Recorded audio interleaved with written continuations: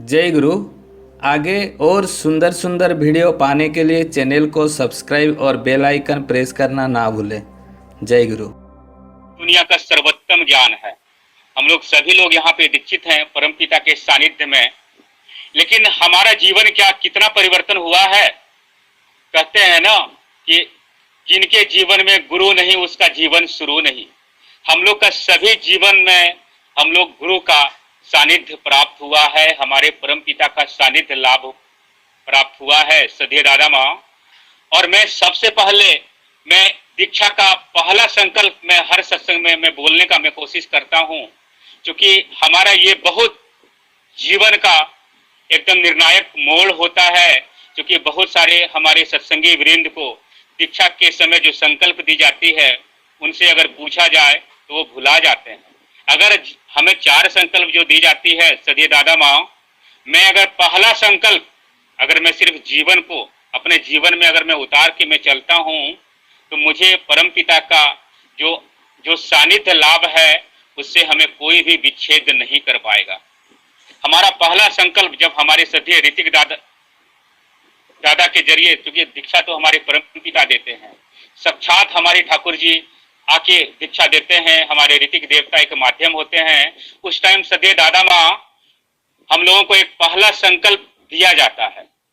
उस संकल्प ये होती है, उस संकल्प में हम लोग सदे ऋतिक दादा के मार्फत में हम लोग को दोहराया जाता है कि आज से मैं संकल्प करता हूं या मैं संकल्प करती हूं कि जीवन के परम उद्धार करता श्री श्री ठाकुर अनुकूल चंद जी का प्रतिष्ठा करना मेरा जीवन का यज्ञ है।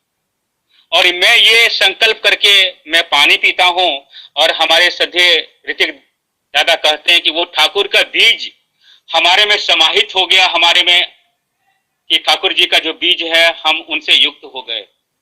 लेकिन क्या सधे दादा माँ हम लोग क्या ठाकुर जी के सानिध्य में युक्त हो पाते हैं?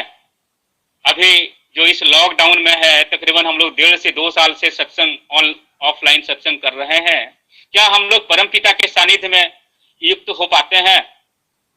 कितना युक्त हो पाते हैं? ये सब की अंतर आत्मा से आवाज आती होगी। हम लोग बोलते तो हैं सधे दादा माँ जय राधे राधे में कि छारो रे मौन कपट चतुरी पदों में बोलो हरि हरि। हम लोग सत्संग में तो बहुत बड़ी बड़ी बातें कर लेते हैं, बहुत अच्छी अच्छी बातें कर लेते हैं, लेकिन जस्ट हम यहाँ से सत्संग से निकलते हैं हम लोग दूसरे की चुगली शिकायत में युक्त हो जाते हैं कि फलनवा मतलब वो आदमी ने मेरे साथ ऐसे कर दिया, वो आदमी ने ऐसे कर दिया, वो आदमी ने ऐसा कर दिया। हमारे परमपिता क्या कहते हैं कि तुम्हारे अंदर में ठाकुरत्व ना जागने पे तुम्हारा कोई केंद्र नहीं, ठाकुर नहीं धोखा देने पे धोखा में पड़ोगे। ठाकुरत्व क्या है सधे दादा माँ? हम लोग सारे लोग यहाँ पे जो सब दीक्षित है सभी लोग हम लोग जय गुरु का अभिवादन, अगर हम लोग एक दूसरे दादा माँ से अगर हम लोग मिलते हैं तो हम लोग सभी लोग जय गुरु का अभिवादन करते हैं। जय गुरु क्या? आपके अंदर में जो ठाकुरत्व है उसको मैं जय गुरु का संबोधन करता हूं। अगर हम लोगों को थोड़ी सी मन में दुर्बलता आती है तो दूसरे से हम लोग द्वेष करने लगते हैं। आप सोचिए सदे दादा माँ हम लोग परमपिता के सानिध्य में हैं, अगर आप ईर्ष्या द्वेष करते हैं और आपने संकल्प किया है कि मैं जीवन का मेरा पहला संकल्प है जीवन का मैं आज से मैं ठाकुर अनुकूल चंद जी का मैं युक्त हो गया, मैं उनका हो गया, और उसके बाद अगर हम किसी का चुगली द्वेष में रहते हैं तो परमपिता तो आपके शरीर में हो गए सधे दादा, आपके शरीर में हो गए। और आप सोचिए आपका अगर कोई अंग अगर कटता है तो आपको कितना तकलीफ होगा। हमारे परमपिता हमारे साथ में है, युक्त में है, और हम दूसरे के लिए साथ में करते हैं। अभी हम लोग बहुत सारे लोग हम लोग वृत्ति प्रवृत्ति के चपेट में है, कामनी कंचन के आघोष में है, थोड़ी सी मन में दुर्बलता आते ही मेरा मन मस्तिष्क हमारा एकदम डाइवर्ट हो जाता है सधे दादा माँ। कबीर की एक वाणी मुझे यहाँ पे याद आ रही है कि कबीर कहते हैं कि मनमा तो पंछी भया उड़ के चला आकाश, ऊपर से गिर पड़ा ये माया की जाल। हमारे मन में इतनी एकदम वो छिन्न भिन्न है दादा। मैं अभी यहाँ बोकारो में बैठा हूँ, मेरा अगर मन अगर आगोश में है तो मैं जमशेदपुर और जमशेदपुर के साथ मेरा अमेरिका भी मेरा मन जा सकता है। अगर मैं मन पे कंट्रोल नहीं कर पाया तो मैं वृत्ति प्रवृत्ति के चपेट में आ जाऊंगा। अब हम कितना परमपिता के सानिध्य में युक्त हो पाते हैं, अब निर्भर इस बात पे करती है। श्रद्धेय दादा माँ, हम लोग, ठाकुर जी ने कहा है कि तुम अगर सत्य बनते हो तो तुमको देख के हजार हजार आदमी सत्य बनेंगे। तुमको मुंह से व्यक्त नहीं करना पड़ेगा कि तुम्हारे में ठाकुरत आ गया। दादा जिस ढंग से ठाकुर ने जो एग्जाम्पल दिया है, परमपिता ने जो एग्जाम्पल दिया है कि जिस ढंग से अनार पकते के साथ फट जाता है, उसी तरह तुम्हारे में ठाकुरत आते के साथ तुमको लोग देखने लगेंगे। 5000 का भी भीड़ में श्रद्धेय दादा माँ, हम ठाकुर के सानिध्य में हम एक यूनिक पर्सन वहां पे दिखेंगे कि ठाकुर के सानिध्य में हम यूनिक पर्सन हो गए। अब ये चीज कैसे होगा, ये कैसे होगा? पूजनीय बाबैदा, यह हमारे ठाकुर जी कहते हैं कि दीक्षा का मतलब क्या होता है। दीक्षा तो हम लोग ले लिए, दीक्षा का मतलब होता है दक्षता हासिल करने का पाठ। हमारे परमपिता के पास एक भक्त आता है और परमपिता से पूछता है कि ठाकुर जी आप इतना दीक्षा के बारे में बात करते हैं, क्या जो दीक्षा लेगा वो बचेगा और जो दीक्षा नहीं लेगा वो नहीं बचेगा? तो हमारे परमपिता कितना ही सरल और सौम्य भाषा में उस व्यक्ति को, उस गुणवान ठाकुर मय भक्त को कहते हैं कि देखो कौन बचेगा या कौन नहीं बचेगा ये तो परमपिता के हाथ में है। लेकिन जो परमपिता से युक्त होता है वो परमपिता के ट्यूनिंग में आ जाता है और वो परमपिता के रडार में आ जाता है। आप समझिए श्रद्धेय दादा माँ, आपके पॉकेट में मोबाइल है, चाहे वो कोई कंपनी का हो, और उस कंपनी के नेटवर्क से अगर आप बाहर हो गए तो वो मोबाइल आपका जस्ट एक खिलौना हो जाता है। उसी ढंग से हम लोग का जो सारा जीवन है जो अनदीक्षित है, वो कहते हैं कि जैसे कोई एक लवारिस डॉग होता है, लवारिस कुत्ता होता है, उसका जीवन उस ढंग से होता है। हम परमपिता का तो दीक्षा ले लेते हैं, बस दीक्षा लिए हमारा जो खाना पूर्ति है। हमें ठाकुर से युक्त होने के लिए क्या करना है? ठाकुर जी ने जो सिंपल सा विधान दिया है श्रद्धेय दादा माँ, हम लोग बात बात गुस्सा कर बैठते हैं, बात बात पे लोगों से उलझ पड़ते हैं, लेकिन हम लोग वो चीज को भुला जाते हैं कि जिस टाइम हमारी दीक्षा हुई थी हमें उस एक पत्र मिला होगा, एक पेपर का एक पत्र मिला होगा और उसमें कुछ 8 से 10 कुछ वर्ड लिखा होगा।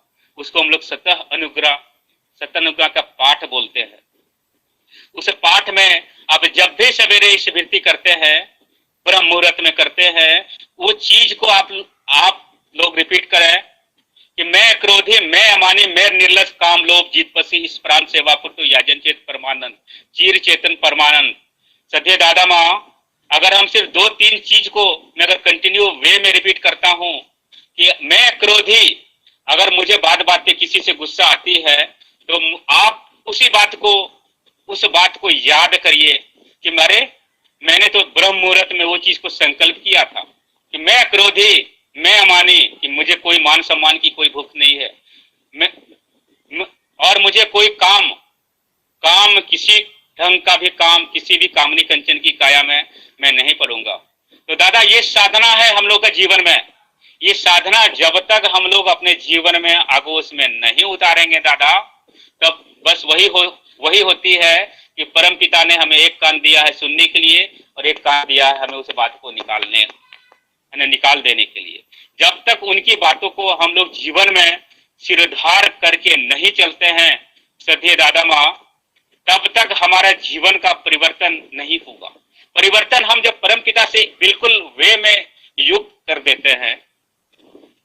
मैं जब पहली बार कलकत्ता गया था और जो हावड़ा में जो हुगली नदी में जो बोट चलता है उस बोट पे जब मैं बैठा था और जब वो बोट एक किनारा लिया तो जो वो बोट का जो संचालक था, मैंने देखा कि वो उस बोट को एक रस्सी में फंसा के रख दिया गया। उस टाइम तक मुझे समझ में नहीं आया कि बोट को रस्सी में क्यों फंसाया।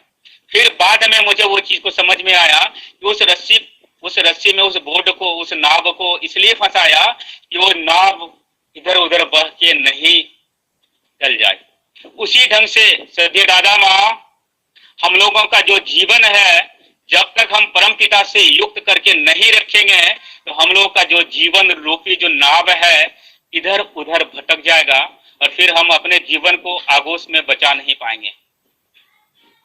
हमें सबसे बड़ी चीज है कि परम पिता का विश्वास हमें कितना है, हम कितना विश्वास कर पाते हैं।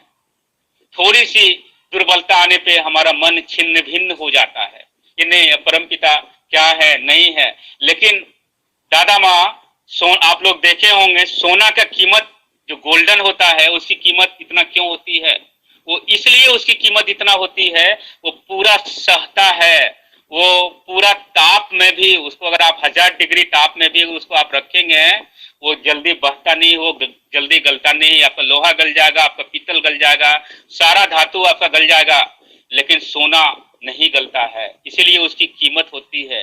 अगर हम परम पिता का अगर सानिध्य में युक्त होते हैं और उनके सानिध्य से अगर हम तपते हैं श्रद्धेय दादा माँ, तो हमारा भी कीमत, हम लोगों का भी कीमत उतना ही बढ़ता है, उतना ही हम लोग का जीवन रोम रोम से रोमांचित होता है और हम लोग ग्रह दोष से हम लोग सारे लोग हम लोग निवृत्त होते हैं। परम पिता का विश्वास ही सबसे बड़ा चीज है। परम पिता सत्यानुचरण में एक पंक्ति में कहा है कि अगर तो तुम पक्के विश्वासी होते हो तो दुनिया की कोई भी शक्ति, कोई भी मंत्र, कोई भी अभिभूत, दुनिया का कोई भी जादूगर, कोई भी तांत्रिक, कोई भी टोना टोटका करने वाला तुम पे किसी ढंग का मतलब जादू टोना नहीं कर पाएगा। लेकिन हम लोग का कुछ पल होते ही साथ विश्वास मेरा हम लोगों का डगमगाने लगता है। इस विश्वास पे सत्य दादा माँ मैं अपना एक व्यक्तिगत अनुभूति आप लोग के बीच में मैं रखना चाहूंगा कि मुझे एक बार अनायास, मैं मार्केटिंग का मैं काम में हूँ, मैं फार्मास्यूटिकल्स कंपनी में मैं काम करता हूँ और उसी काम में मुझे सब जगह पूरे झारखंड का मुझे यात्रा करने का मौका मिलता है। तो तकरीबन लॉकडाउन की पहले, जब उस टाइम लॉकडाउन हुआ नहीं था, तकरीबन 1.5 से 2 साल पहले की घटना है। और मुझे अनायास हुआ कि मेरा जो देवघर का जो मेरा जूनियर लड़का था वो हमको फोन किया, कुछ मेरा कुछ डिस्ट्रीब्यूटर का कुछ इशू हो गया था और वो हमको बोला कि आपको एकदम कल तक देवघर आना ही होगा बॉस, अगर नहीं आप आइएगा तो मेरा जॉब खत्म हो जाएगा। और वो लड़का जो मेरा जूनियर था, जो मेरा मेडिकल रिप्रेजेंटेटिव जो मेरे साथ में काम करता था, वो बात करते करते पूरा भावुक हो गया और पूरा रोने लगा। हम पूछे क्या हो गया? बोला सर कुछ डिस्ट्रीब्यूटर से मेरा कुछ इशू हो गया है और कुछ डॉक्टर से मेरा कुछ इशू हो गया है, आप नहीं आइएगा तो हम बिल्कुल ये हो जाएंगे। बोले ठीक है। और उस टाइम तकरीबन 2 बज रहा था। उस टाइम मैं बोकारो में कोई क्षेत्र में मैं काम कर रहा था, तो मैं उसको बोला कि देखो यार है ना, अभी देवघर जाने के लिए बोकारो से तकरीबन 3:45 बजे एक रांची से आती है वैद्यनाथ धाम इंटरसिटी, बट अभी तो 2 बज रहा है, हम अभी कुछ रेडी भी नहीं किए हैं, अभी तो हम नहीं कर पाएंगे। लेकिन एक रात में एक दुमका इंटरसिटी ट्रेन है, उस ट्रेन से मैं आने का हम कोशिश करते हैं। देखिए ठाकुर जी की कृपा क्या होती है, मैंने तो बोल दिया। और वो ट्रेन सत्य दादा यहाँ पे तकरीबन बोकारो स्टेशन में 11:45 बजे आती है और उस टाइम तक तो मुझे कोई भी रिजर्वेशन का टिकट मुझे बन नहीं पाया। मैं जनरल का मैं टिकट लिया और मैं बर्थ में, पहले तो मैं जनरल में जाने का कोशिश किया कि अगर कहीं पे जगह मिलेगा तो मैं जनरल में ही बैठ के मैं निकल जाऊंगा। लेकिन उस दिन सर किसी का एग्जाम था, कुछ बच्चे लोग का एग्जाम था, ट्रेन में एकदम खचाखच एकदम भरा हुआ था। उसके बाद बोले कि नहीं अभी मतलब रात भर तुम खड़ा हो गए तो इस जनरल अपार्टमेंट में तो हम जा नहीं सकते हैं, तो हम बर्थ में घुस गए। एक जनरल जो स्लीपर बर्थ होता है उसमें हम घुस गए और उधर से जब टीटी आया तो मैंने उनको बोला कि सर मुझे बहुत एक जरूरी काम है, आप जो भी पैसा मेरे से लेंगे 150, 200, 300 जो भी लेंगे, हमको एक बर्थ दे दीजिए, हमको जसीडी जानी है। उन्होंने अपना चार्ट देखा और बोला कि दादा 200, 500 के अगर आप 5,000 रुपया भी दीजिएगा तो मैं एक भी बर्थ नहीं दे सकूंगा, क्योंकि मुझे इस बर्थ में इस ट्रेन में एक भी बर्थ खाली नहीं है। सब जसीडी से, सब आपका रांची से एकदम जसीडी तक बुक है। इसलिए आप कहीं पे जाके अपने आप को एडजस्ट कर लीजिए, यहाँ पे तो बर्थ एक भी खाली नहीं। मेरे मन में तो अब हर ढंग की अब एकदम आगोश में हम एकदम आ गए। लेकिन सधे दादा मुझे विश्वास था कि मुझे मेरे साथ ठाकुर हैं, और अगर मैं देवघर जा रहा हूं तो अपना काम से तो मैं जाऊंगा ही, और साथ में मैं जब तक मैं परम पिता का दर्शन मैं नहीं करूंगा तो मैं अपने काम के लिए मैं निकलूंगा भी नहीं। जहाँ पे सारे लोग बैठे हुए थे मैं साइड में बैठ गया, थोड़ा सा जगह जहाँ पे लोग जो जो आपके स्लीपर होते हैं, सारे लोग वहां पे बैठे थे, मतलब तकरीबन रात का 12 साढ़े 12 बज रहा होगा। वो हल्का से मैंने बैठा और मन में हम सोच रहे थे कहीं तो अब जगह तो है नहीं, मेरे बैग में जो बेडशीट है या जो गमछा तौलिया है उसको हम निकाल लेते हैं और ये फर्श पे बिछा के रात भर हम काट लेंगे, क्योंकि मतलब अभी तो क्या बोलते हैं 12 तो बज गया और अब 3-4 घंटा काटना है। मतलब 6 या 6:30 बजे वो ट्रेन आपका जेसीडी पहुंचाती थी। मैं साइड में बैठ गया और बैग लेके मैं नाम परम पिता का मैं करने लगा। मुश्किल से सधे दादा मैं परम पिता के साथ में, जहाँ पे हमारा भी परम पिता की जहाँ पे छवि है, मैं वहीं पे मैं बैठ के आप लोग के सानिध्य में परम पिता की मैं याजन कर रहा हूँ। मैं बोल रहा हूँ, मेरे रोंगटे खड़े हो रहे हैं। वो बात को जब मेरी याद आती है तो मैं क्या देख रहा हूँ कि सबसे ऊपर वाला जो बर्थ है वो खाली है।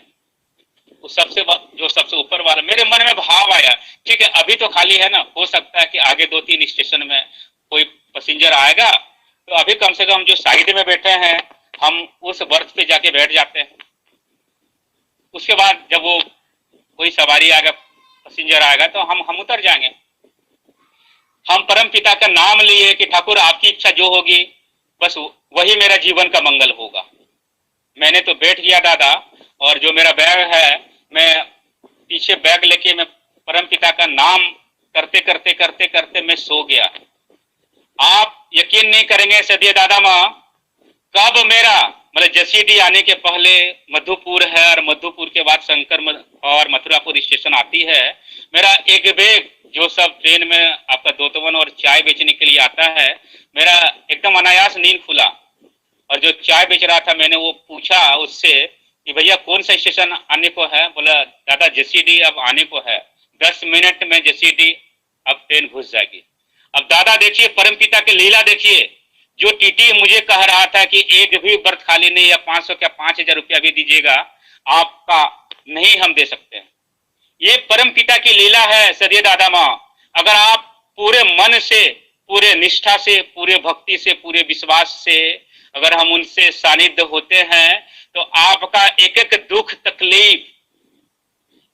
दुख तकलीफ आपके सानिध्य में परम पिता आके देखते हैं। अब हमारी भक्ति और निष्ठा में कितनी है, अब ये हम परम पिता से अटैच कितना हो पाते हैं दादा माँ, ये है। अब मैं एक हमारे वर्तमान आचार्य देव जो कहते हैं इष्ट गुरु पुरुषोत्तम प्रतीत गुरु वंशधर, जो हमारे ठाकुर हैं, जो हमारे ठाकुर थे, वही हमारे परम पूज्य पाद से श्री बड़दा थे, और वही हमारे जो लीला वर्तमान आचार्य देव से श्री दादा, और वही लीला पूजनीय बबैदा हमारे सानिध्य में दयाल धाम में देवघर में बैठ के कर रहे हैं सदिया दादा माँ। मैं कलकत्ता का घटना मैं आप लोग के बीच में मैं रखना चाहूंगा। एक मामूली सा एक चाय बेचने वाला, वो इष्ट निष्ठ परम पिता के सानिध्य में हमेशा स्मृति करता था, नाम मैं एकदम रहता था, लेकिन वो अपना चाय बेच बेच के कुछ पैसा जमा कर रहा था देवघर जाने के लिए। उस टाइम लॉकडाउन में, सारा घटना में लॉकडाउन के पहले की मैं बता रहा हूँ सदिया दादा माँ। लॉकडाउन उस टाइम लगी नहीं थी, लॉकडाउन आपका लगने का पहले की सब घटना है। तो वो इंसान एक छोटा सा झोपड़ी नुमा उसका होटल था, कलकत्ता से थोड़ा सा मतलब पहले की आपका बात है। वो कुछ पैसा मतलब अपना आपका बटुआ में रखा हुआ था, अपना बक्सा में रखा हुआ था, लेकिन अनायास उसका कोई पैसा चोरी कर लिया। देवघर जाने का जो भाड़ा था उसका सब चोरी हो गया।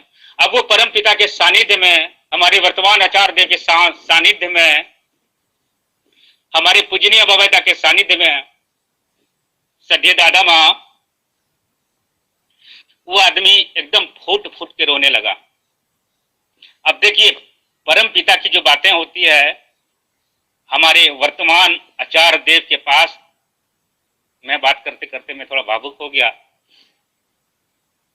देखिए होता क्या है कि जब परम पिता की बातें जब उनके सानिध्य में हम लोग करते हैं तो एक एक बात हम क्या कर रहे हैं, जैसे हम लोग कहते हैं कि कोई दुकान में जाते हैं तो वहां पे एक चीज लिखा हुआ रहता है कि आप सीसी कैमरा की निगरानी में हैं, लेकिन जो परम पिता ने कैमरा बनाया उसके निगरानी में तो हम लोग सभी हैं। सदी दादा माँ, हमारे पूजनीय बाबायदा हो या हमारे आचार्य देव हो, 25,000 किलोमीटर पूरे दुनिया का ब्रह्मांड, एक एक चीज को वो देवघर में बैठ के संचय करते हैं, एक एक चीज को देखते हैं। अब वो जब चाय बेचने वाला जब फूट फूट के रोने लगा तो आचार्य देव तो देख लिए अब कि मेरा एक भक्त इतना फूट फूट के रो रहा है, अब वो मेरे पास नहीं आ पाएगा, मैं उसके पास जाऊंगा। संयोग देखिए, उस टाइम कुछ कलकत्ता में अधिवेशन था, परमपिता का कुछ कुछ उत्सव था।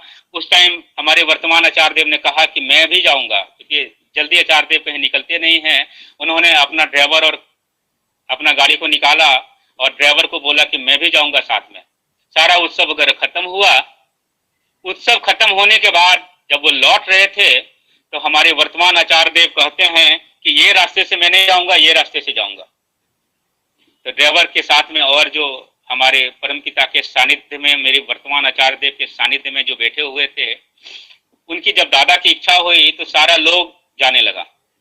और कुछ दूर कलकत्ता से जब निकले तो हमारे वर्तमान आचार्य देव श्री दादा को अपने ड्राइवर और अपने साथी के जो उनके साथ में बैठे थे, दादा बोलते हैं कि हमको चाय पीने की इच्छा हो रही है, कोई दुकान में रुकोगे, हम चाय पियेंगे। तो जो ड्राइवर था एक सुंदर रेस्टोरेंट में गाड़ी खड़ा करने का प्रयास कर रहा था। तो हमारे दादा बोलते हैं नहीं नहीं, यहाँ नहीं, और कुछ आगे चलो, अगला दुकान जो आएगा वहां। फिर एक साफ सुथरा दुकान आया, वहां भी ड्राइवर खड़ा करने का कोशिश किया, बोला नहीं नहीं, यहाँ भी नहीं। 3-4 दुकान के बाद कुछ दुकान एकदम बिगड़ जगह था और एक छोटा सा झोपड़ी नुमा, एक छोटा सा 2 बेंच और एक कुर्सी रखने का, किसी तरह से चाय बेचता था। बोला यहाँ को, यहाँ है, वहाँ जो साइड में जो दुकान है वहां वहां पे देखो। और हमारे जो दादा हैं उस गाड़ी में बैठे रहे और ड्राइवर और उनके साथ में जो थे बोले कि जाओ चाय बोल के आओ। चाय बोल के जब आए, जब ड्राइवर के साथ वहां जब गए, उस दुकानदार को बोले कि चाय कम से कम 10 कप बढ़िया से धो धा के, सस्पेन को धो धा के एकदम चाय बना के दो। और वो जब चाय बना रहा था और जो मतलब बक्सा में जो पैसा रख रहा था, वो जो बक्सा खोला वहां वो देखता, वो जो सब उनके साथ में जो हमारे जो दादा के ड्राइवर थे या जो ठाकुर, ये मेरे वर्तमान आचार्य देव के साथ में जो जब थे, वहां पे उनके बक्सा में देखते ठाकुर जी का फोटो, बड़ माँ का फोटो, आचार्य देव का फोटो, हमारे पूजनीय बाबा का फोटो, सबका छवि है। तो सब लोग पूछते क्या ठाकुर जी के दीक्षित है दादा? और हाँ दादा, मैं ठाकुर जी का मैं दीक्षित हूँ, मैं सत्संगी होल्डर हूँ, मैं चाय बेचता हूँ, यहाँ पे चाय बेच के मैं गुजर बसर करता हूँ। तो सारे लोग वहां पे जो थे थोड़ा देर के लिए तो भावुक हो गए। अब बोलते हैं कि आपको मालूम है कि आपका चाय कौन पिएगा? आपका दुकान में जो गाड़ी में बैठे कौन है? बोले कौन है दादा? बोले हमारे जो वर्तमान आचार्य देव से श्री दादा हैं। उनको विश्वास नहीं हो रहा था कि दादा आप लोग हमारे साथ में मजाक मत करिए, यही मजाक के क्रम में हमारा दुकान से हम कहीं पे गए और मेरा पैसा चोरी करके भाग गया, इसलिए दादा मजाक मत करिए, मैं किसी तरह मैं पैसा फिर से इकट्ठा कर रहा हूँ और मैं फिर देवघर जाऊंगा, मैं वर्तमान आचार्य देव का मैं दर्शन करूंगा और आचार्य देव का मैं दर्शन करूंगा। ड्राइवर लोग कहता है कि आप चाय लेके स्वयं मेरे साथ में चलिए, देखिए गाड़ी में कौन बैठे हैं। उसको अपने आप पे विश्वास नहीं हो रहा था और जब वो चाय लेके जब गया दादा माँ, उसको अपने आंख पे यकीन नहीं हो रहा था कि उसके सामने में साक्षात परम पिता, परम प्रभु उस गाड़ी में विराजमान थे और उसके हाथ से चाय पिए और उसको दर्शन दिए चाय पीने वाले को और वहां से गए। अब सोचिए उसकी चाय पीने वाले की निष्ठा और विश्वास कितनी मजबूत थी, उसको लगता था। और जब परमपिता के सानिध्य में वो जब फूट फूट के रो रहा था तो उसको लगा कि नहीं, और हमारे वर्तमान आचार्य देव दादा के पास उनको लगा कि नहीं, हमारे पास आए और दादा ने दर्शन दिया। मैं एक छोटी सी, क्योंकि टाइम का पूरा क्लियर दादा, मैं बाबाईदा की बात को मैं बोल के मैं अपनी बात को विराम मैं दूंगा। अब देखिए हमारे जो पूजनीय बाबाईदा क्या जीवन की लीला करते हैं बैठे बैठे। ये भी आपका कलकत्ता का ही घटना है और कोरोना काल का क्या उस टाइम जो पीक सिचुएशन पे था। कलकत्ता का एक मशहूर हॉस्पिटल का एक डॉक्टर के पास फोन जाता है और उस फोन में उस डॉक्टर से एक मरीज कहता है कि डॉक्टर साहब आप मुझे बचा लीजिए, आप मुझे बचा लीजिए, मैं मरना नहीं चाहता हूँ। वो एक अननोन देखता है, नंबर देखता है, तो अपने जूनियर डॉक्टर को वो फोन देता है और कहता कि डॉक्टर साहब मैं ये मोहल्ला में रहता हूँ, मैं ठाकुर जी का मैं दीक्षित हूँ। और वो जो डॉक्टर से जो बात कर रहा था वो भी परमपिता का दीक्षित, वो भी ठाकुर जी के सहप्रति ऋतिक। तब वो जब दीक्षित का नाम हुआ तो फिर वो डॉक्टर बात किया और बोलता है कि दादा मैं मरना नहीं चाहता हूँ, और बार बार ही एक ही शर्त वो लगा रहा था कि मैं आपका हॉस्पिटल जाना भी नहीं चाहता हूँ, मुझे ट्रीटमेंट आपको मेरे घर पे करनी है, मैं हॉस्पिटल नहीं जाऊंगा। क्योंकि मैं इसलिए हॉस्पिटल नहीं जाऊंगा कि मेरा उस हॉस्पिटल में मेरा पिताजी भी मतलब वहां पे गया, पिताजी भी मेरे मर गए, मेरी माँ भी गई वो भी मर गई, मेरा बहन भी गया वो भी मर गया, मेरा भाई भी गया, मेरा बेटा भी मर गया, टोटल लोग मेरे मर गए है ना, मेरे मर गए। मैं सिर्फ हूँ और मैं मरना नहीं चाहता हूँ। अब ये खबर आनन फानन में पूजनीय बाबा के सानिध्य में बात रखी गई कि दादा ऐसे ऐसे बात है, एक मरीज है वो ठाकुर जी का दीक्षित है, वो सत्सेनी होल्डर है, वो बोलता कि मैं ठाकुर जी का मैं भक्त हूँ, मैं सत्सेनी होल्डर हूँ, मैं मरना नहीं चाहता हूँ। अब देखिए उस हॉस्पिटल में दादा एक भी बेड खाली नहीं। अब पूजनीय बाबा ने निर्देश दिया वहां से कि ठीक है वो पेशेंट कह रहा है तो उनको आप हॉस्पिटल में लाके ट्रीटमेंट करिए। अब देखिए एक भी बेड खाली नहीं है। डॉक्टर ने कहा कि देखिए दादा बेड तो खाली नहीं है, लेकिन आपको हॉस्पिटल जमीन पे ही आपको हम रख के ट्रीटमेंट करेंगे। जब वो पेशेंट आ रहा था तो उस हॉस्पिटल का जो मेन चेयरमैन था उसके नंबर पे और रिसेप्शनिस्ट का फोन मतलब नंबर पे फोन जाता है। अब कौन फोन करता है वो फोन के बारे में कोई आज तक मालूम नहीं कर पाया। उस फोन में एक ही बात बोली जाती है कि आपके हॉस्पिटल में एक वीआईपी आदमी आ रहे हैं, आप एक बेड का इंतजाम जितना जल्दी हो सके, आपके पास बेड नहीं है तो मार्केट से बेड लेके आइए और उस पेशेंट का आप एकदम अनायास एकदम जुगाड़ करिए बेड का। अब आनन फानन में मार्केट से बेड ले गई और उस पेशेंट को दादा 10 से 12 दिन तक ट्रीटमेंट किया गया। और वो जो डॉक्टर साहब थे संध्या कालीन जब विनती प्रार्थना होता था और सुबह का जब प्रार्थना होता था उस प्रार्थना उस डॉक्टर सारे लोग मिलकर कराते थे। अब वो पेशेंट देखिए जब बाबा का जब आशीर्वाद मिला पेशेंट बच गया। अब वो पेशेंट जब घर 10 से 15 दिन के बाद जब घर जाता है तो डॉक्टर से एक ही बात कहता है कि सदैव डॉक्टर साहब हमारे कुल में कोई श्राप दिया था कि 2020 में कि तुम्हारा पूरा वंश खत्म हो जाएगा, कोई एक ऐसा भयंकर महामारी आएगी कि तुम्हारा पूरा वंश खत्म हो जाएगा। अब देखिए पूजनीय बाबा का आशीर्वाद मिला, उनके सानिध्य में ये हुआ और डॉक्टर ने ट्रीटमेंट किया और पेशेंट बच के घर आया। तो इसको कहते हैं सत्य राधा माँ कि इष्ट गुरु पुरुषोत्तम प्रतीत गुरु वंशधर। हमारे ठाकुर जी कहते हैं कि एक एक चीज की अनुभूति जब परम पिता के सानिध्य में होते हो तो तुमको हर एक चीज की अनुभूति होती है। बस आप लोगों का है ना, मेरा समय समाप्त हुआ, ये मेरा बोलने का समय समाप्त हुआ।